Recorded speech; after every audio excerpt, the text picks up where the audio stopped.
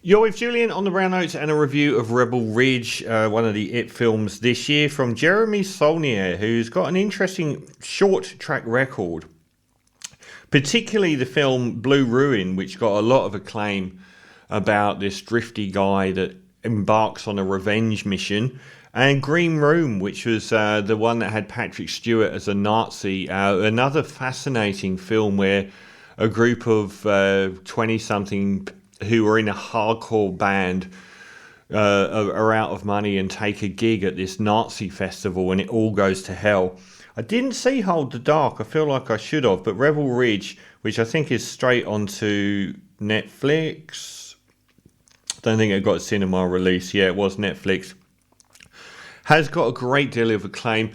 And I particularly like it because it reinvents the wheel, which a lot of films don't ever attempt to do when they're doing a very strict genre exercise. And this one is one of the most overdone, particularly in the B-movie world. I guess the first preeminent one was First Blood. And they're films where a drifter will come into town, be extremely tough for some reason, very silent and brooding, and come into conflict with the local businessmen or the local law enforcement, all the way through films like Roadhouse and Out the Other Side.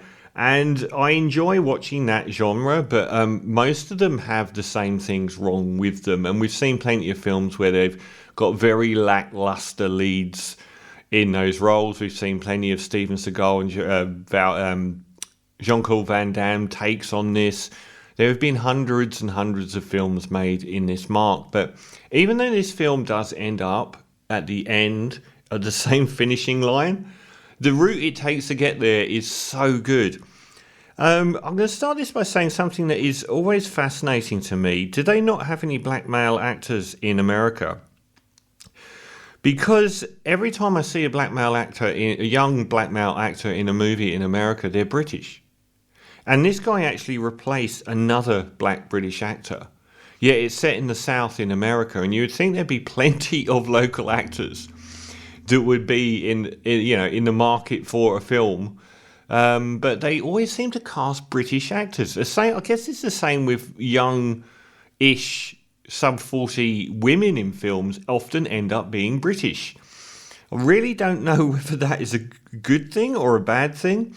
Aaron Pierre, who hasn't been anything as major as this and has really made a name for himself now, he's on his way to through to the courthouse in a very small town to post bail for his brother.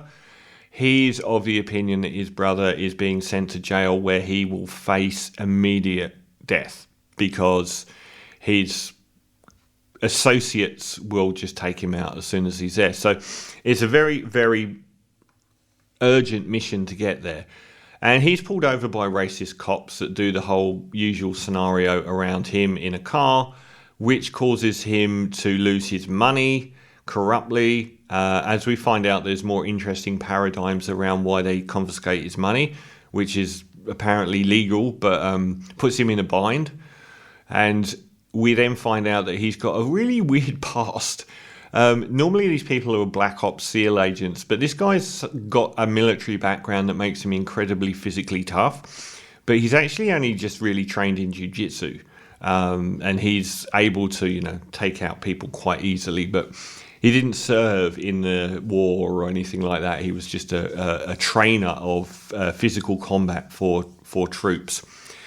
He comes into contact with an outstanding Don Johnson, who's the local chief of police, and we come to understand that this town has an enormous thing going on with corruption, that they've had their budgets slashed for the police. They're the last police organisation for any of the small towns around them, have all closed their police stations for financial reasons. So they've enacted these policies where they will regularly confiscate money to pay themselves.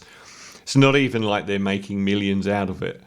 And we also find out that the brother, there are serious questions as to why he was in jail. There wasn't really the reasons for him being in jail in the first place seem to be very odd, and they work out that there's a lot of young men, usually young black men, that have gone to jail for 30 days. And often with very, very tenuous reasons for them being there, which is part of the story as well. And we also get Anna Sophia Robb, who's one of the courthouse assistants, who's not someone I'm familiar with in films before, which I'm sad about. She was in Jumper. Yeah, I don't know many of the films that she's been in, which is sad, which I can't believe that I've actually missed them. She helps him.